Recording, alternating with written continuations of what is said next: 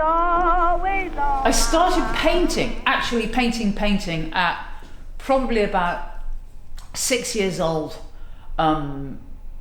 because my mother had an attic and she didn't want to do anything to this attic, and it was a huge space and there were big pots of paint up there, and she just simply said, well, if you want to just cover the walls with whatever it is you want to do. And I was 6, because I remember the age we moved into this house. I was 5.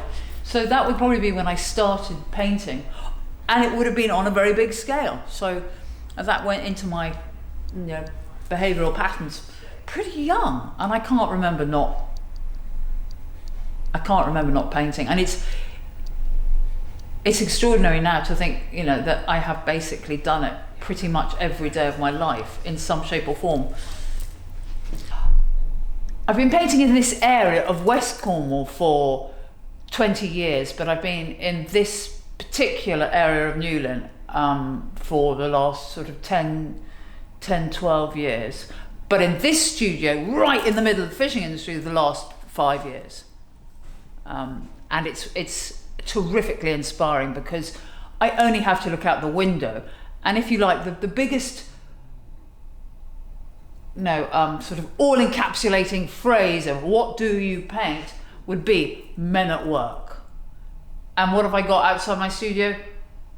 Men at work. I've got the fishermen, the fish processors. I can see 2 restaurants. I can see the R&LI. I can see 3 pubs. I can see the chandlers. I can see the rope makers. I can see the fish auction. I can see the fishermen. And that's without even leaving my studio. I can see all of that. So it's an amazing place to be, inspiration-wise. Just looking at this painting here, it's lovely to have it back. It's been on exhibition in London. I'm extremely thrilled that it was the winner of this year's Royal Society of Marine Artists. And it's literally just outside the studio. They catch sardines, so it's called twilight sardines. Usually around 7 o'clock in the evening, they bring them in and ice them on the front. But seeing it here, next to this painting, is lovely, because there's almost a bridge between, prior to painting the fishing industry, I was working with chefs, and that in itself led to food. And so this end of the studio is predominantly still the bare bones of the chef work I still have, including the fabulous Albert Roux, who was the first chef in the UK, French, but the first chef in the UK to get 3 Michelin stars. And indeed, we've got René Redzepi here, who's now hailed as the greatest chef in the world. There's a restaurant called Noma in Copenhagen, and I went to Copenhagen. So there's a few chefs here. There's Ken Holm and Angela Hartnett, and then leading into the fishing industry, one of my most recent ones, which is for the fish market outside, being reproduced on aluminium. I actually worked on a trawler in total it was about 9 days. I actually went out to sea, and I didn't bat an eyelid. I thought this was the most fantastic opportunity. Sid Porter, whose boat it was happy to take me out. And I came back, and my friends were shocked. And a lot of people have been subsequently, that I would go out to sea for that long, when I could just pop down to the harbour and jump on a boat and jump off again. But you don't really get to really get into the psyche, to get into observing a profession, unless you really get under its skin. And in the case of the fishing industry, that meant, I think, going out to sea on a trawler. Moving into the rest of the studio, it becomes clearer that after the chefs, and then indeed towards the end of the fishermen, lockdown happened.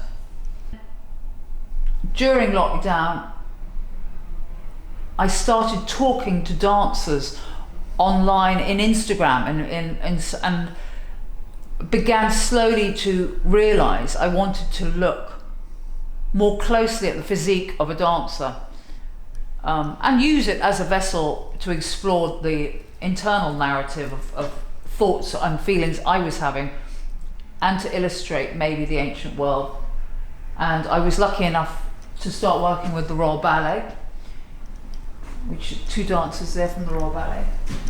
And again, exploring with pumice and marble dust and some very old pigments, keeping to the earth colours, grinding my own pigments to keep it very muted and as natural and as timeless as possible. And then after a certain length of time, and then enough time to actually go and see during the little windows during lockdown when we could get out and begin to see each other, I had a few meetings with dancers, and then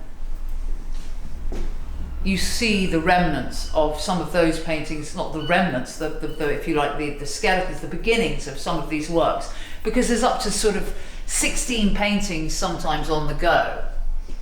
I don't start and finish one painting. I'll start a whole cross section. I think maybe it's that's what my brain is like. It's not just looking at one subject or one thought process. There's so much to consider with art. There's colour, there's form, there's narrative, there's your own personal mood. This is, if you like, the bridge painting between ballet and the circus, where you see the physicality, but then it isn't just about classical dance, it's about performance, it's about aerial trapeze work.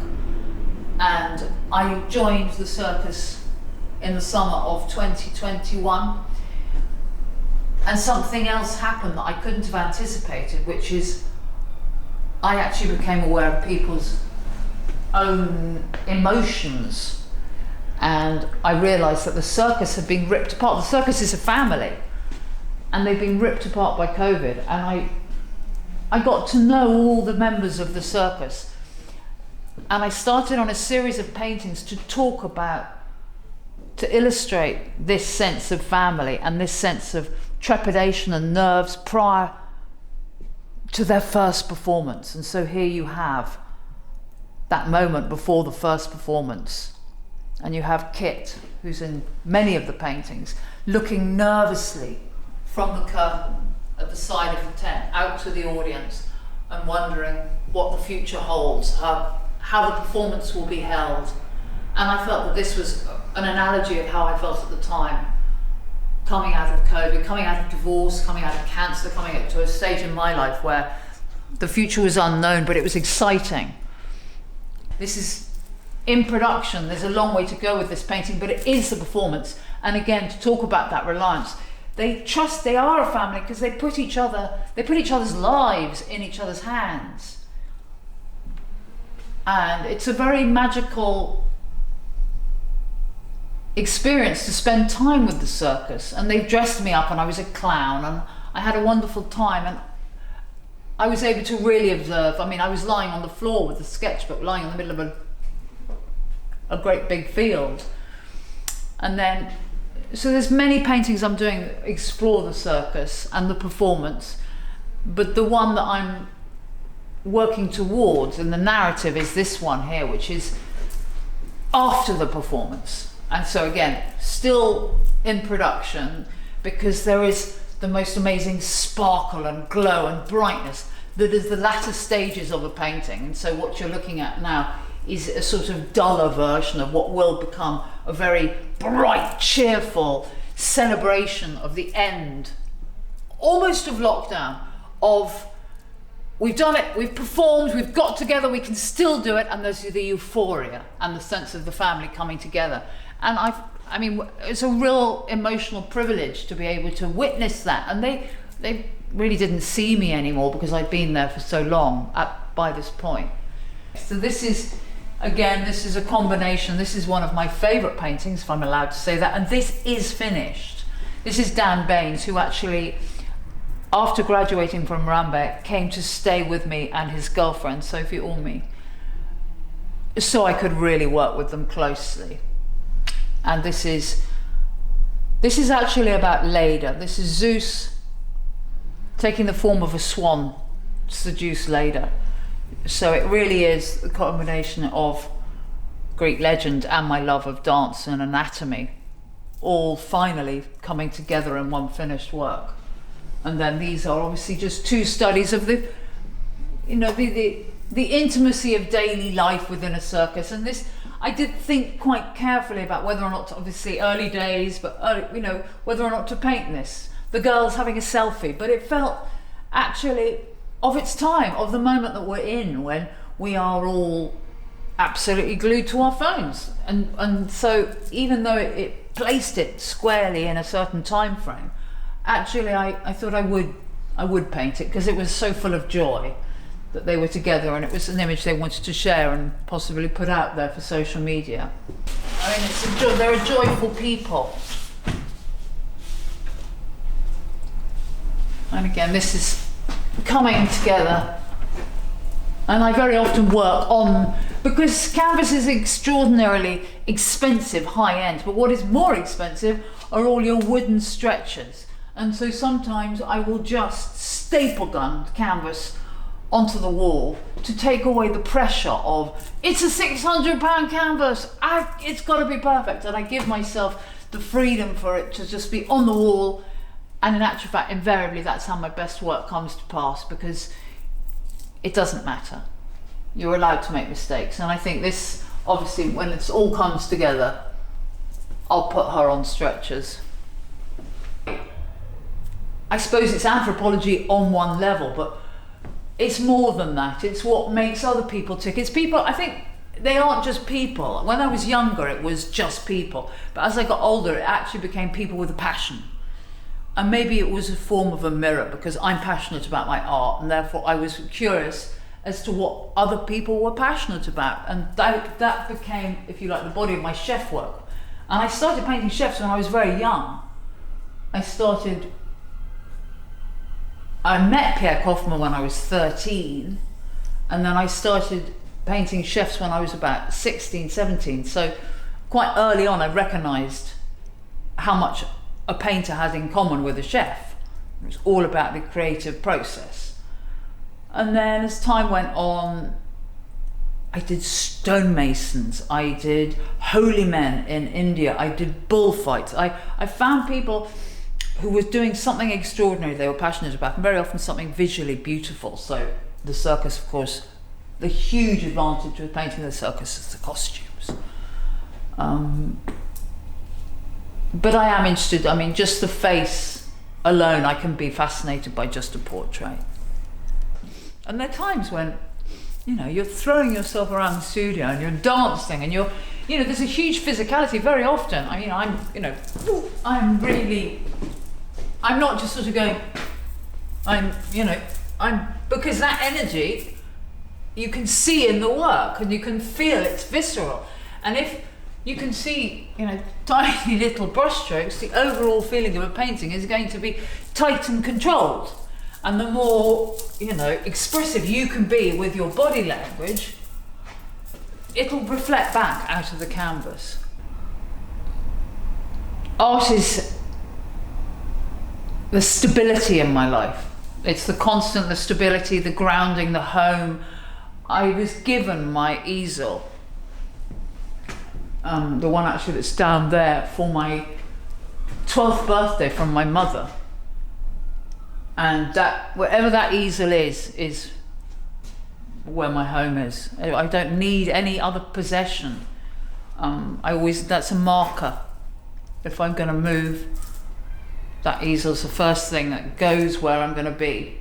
And it's the first thing I'll take if I'm going to leave a situation. It's a way of life. Why can't you just paint? Why do people think, I've got to be qualified? They don't think that every time they make supper. I must be qualified. I'm going to cook. And people say, I think a lot of people have put off art at school. Oh, my teacher said I was bad. Oh, I got a U, I got a D, I failed. It's so sad. And people stop painting, they stop drawing. It's sort of left in the classroom. It's not taken into adult life. Just like dance. I didn't dance for years. You know, I went to the disco to dance, but I mean dance as a child. I used to get back from school and my mother used to say, right, you know, only half an hour's dancing, Henrietta. And now I come in the mornings and I'm like, yeah, I'm going to do half an hour's dancing every day. And it's fun, and that sounds odd, but I gave myself permission. I didn't for years because you sort of felt a bit ridiculous. But no one's watching.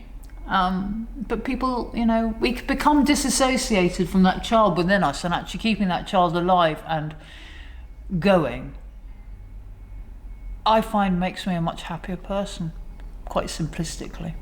It's no great big, you know, alternative therapy. It's literally like, keep happy. And maybe that is just keep moving.